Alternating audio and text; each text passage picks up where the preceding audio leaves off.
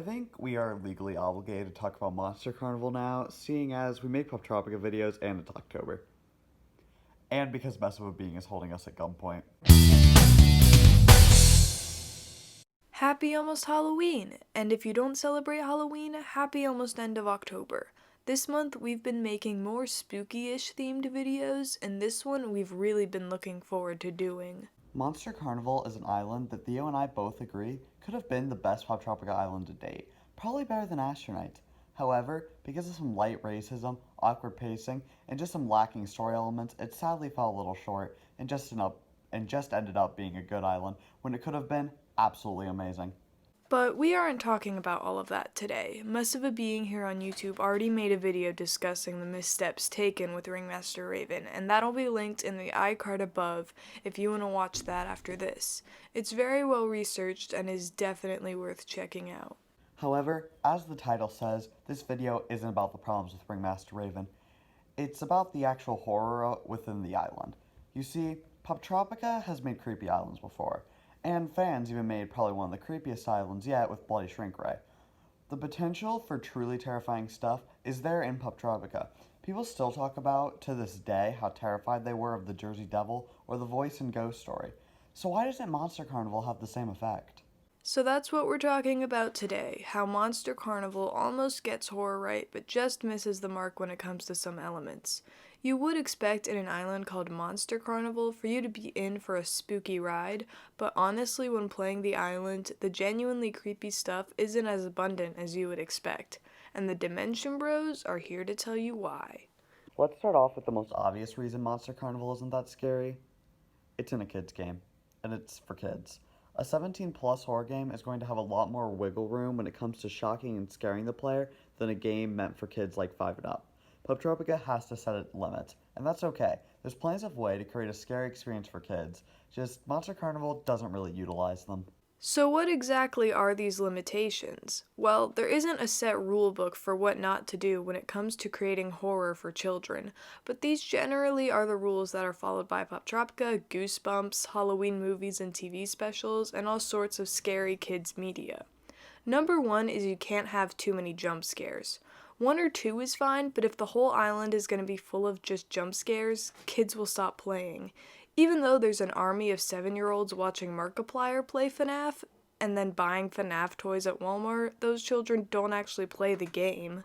Number 2 is you obviously can't have any or at least very minimal gore. No on-screen murder, no excessive violence, none of it.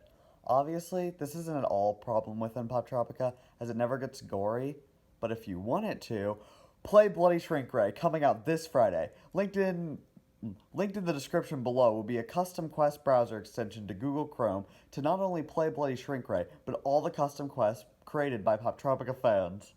Not sponsored. Alright, so far we have minimal jump scares and absolutely no gore. The third rule is actually the most important out of all of these, and that is to never base the story within reality. Always have your scary thing be a supernatural entity. To create true horror, to create a piece of media that will permanently scar anyone who consumes it, you have to ground it in reality.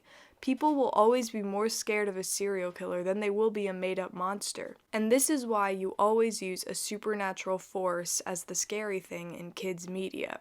It is much easier to calm down your anxious child by reassuring them that ghosts aren't real than it would be to calm them down about a real-world scary thing, like murderers and climate change. Alright, well, now that we've established what we can't do to amp up the horror in Monster Carnival, let's look at the things we can do. Also, we are fully expecting the Poptropica creators to make all of our suggested changes when they port Monster Carnival over to Hacks, or they could just get rid of the racism. That would probably be a little more of an important change to make. First, let's start with what I personally deem to be the biggest issue with Monster Carnival, the pacing. The island is divided into 3 acts. You helping Edgar set up for the carnival, you attending the carnival, and then finally the actual monster bit. Hopefully just by me saying that you can tell what the problem is with the pacing of this island.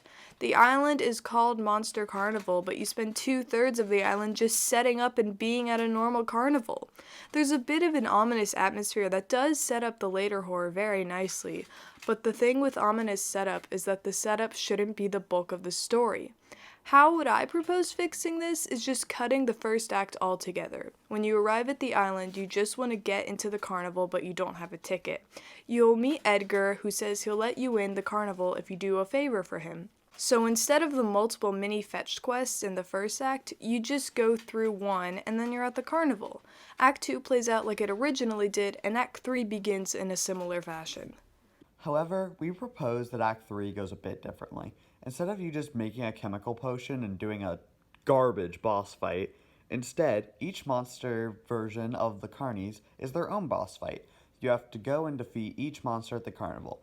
And wherever you do, Edgar will go and speak to them and remind them of who they are, and then they'll turn back to normal. And each monster has a unique boss fight too.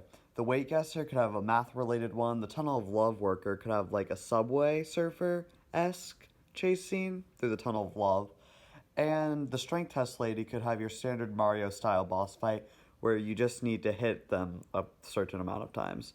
This would create for way more engaging gameplay. And you even add in minor jump scares here and there whenever you lose a boss fight. And the end would also play out a bit differently. When Ringmaster Raven realizes that all of his monsters returned back, he'll be outraged, and then you'll have a mega boss fight with him that isn't just smashing mirrors. Once you defeat him, he can monologue about his tragic backstory and why he is so badly sought after revenge. But the Carnies tell him that they love and accept him, and that he doesn't need to punish people who ridiculed him in the past because he has a loving community now. So it's a happy ending, better gameplay, and you actually get to the scary stuff without wading through oceans of pointless setup. But it's not just the pacing of the story that could help out with the horror of Monster Carnival. A lot of the designs for the monsters aren't exactly that scary, and could be just, a little more menacing. Like, for example, the Tunnel of Love Worker monster form is harrowing. And that thing chasing you is not a fun time. But then compare it to the giant fry grease monster, who's just a giant derpy blob. There's some inconsistency within these designs. Even as easy fix for the fry grease blob would be to not give it human eyes, and maybe remove the giant smile. Same critique for the strength test monster. That one just looks like a big friendly fuzzball, not something actually menacing. And in our version, all these monsters are boss fights, so maybe make them on par with the creepiness of the Tunnel of Love Worker and Weight Guesser. A problem we had with Monster Carnival originally was the lack of stakes. There's no real stakes with the monsters, as they don't really impose any harm to you or others. In the Ringmaster Raven boss fight, there's still no stakes whatsoever because even if you smash the incorrect mirror, you can still just keep guessing until you get the right one. Simply just raising the stakes can make this island that much more heart-racing. Compare this to like Survival Island, where you can actually die. This raises the stakes so much, as you actually have a reason for evading and defeating Myron Van Buren, as he can literally kill you. Monster Carnival doesn't even need death though. It can have like a zombie approach and just show your character screaming and running away. Anything to raise the stakes in this island would also really aid in it becoming a scarier island. Raising the stakes would also drastically improve Ringmaster Raven as a villain. The Ringmaster Raven that currently exists in Poptropica is overall not a great villain. An interesting character, sure, but compared to villains like Dr. Hare or Zeus or Captain Crawfish, Ringmaster Raven does not even come close. If Ringmaster Raven had the ability to kill you, or maybe whenever you fail, you get turned into a monster, that would really set him apart as a truly powerful and terrifying villain. Also, another part of him that is never explored is his apparent magic that he possesses. Him using magic actually against you the player, instead of just using it to jump between mirrors, could really raise the stakes and tie this island together nicely with an epic villain.